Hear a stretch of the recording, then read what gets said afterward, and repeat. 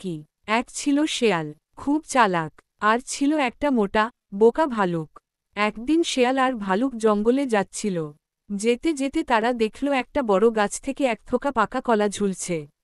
শেয়াল ভাবল, ইস, যদি কলাগুলো পেতাম। কিন্তু ভালুকটা এমন বোকা যে কলা পেড়ে কিভাবে খাবে সেটাই বুঝতে পারছিল না। শেয়াল ভালুককে বলল, দাদা ভালুক, তুমি তো খুব শক্তিশালী। গাছটা ধরে একটু ঝাঁকাও না, কলাগুলো তাহলে নিচে পড়বে। ভালুকটা খুব খুশি হল। সে তার বিশাল শরীর দিয়ে গাছটা ধরে প্রাণপণে ঝাঁকাতে লাগল।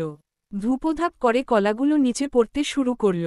শেয়াল তখন তাড়াতাড়ি করে সব কলা কুড়িয়ে নিজের ঝোলায় ভরে ফেলল। ভালুক তখনও গাছ ঝাঁকাচ্ছে। যখন সব কলা শেষ, শেয়াল তখন হাঁপাতে হাঁপাতে ভালুককে বলল, দাদা ভালুক, আর ঝাঁকাতে হবে না। সব কলা পড়ে গেছে। ভালুক গাছ থেকে মুখ তুলে দেখল, একটিও কলা নেই। সে অবাক হয়ে শেয়ালের দিকে তাকাল। শেয়াল তখন নিজের ঝোলা দেখিয়ে হাসতে হাসতে বলল, আমি সব কলা কুড়িয়ে নিয়েছি।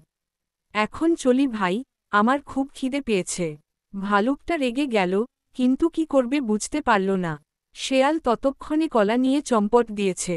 বোকা ভালুকটা শুধু তাকিয়ে তাকিয়ে দেখল।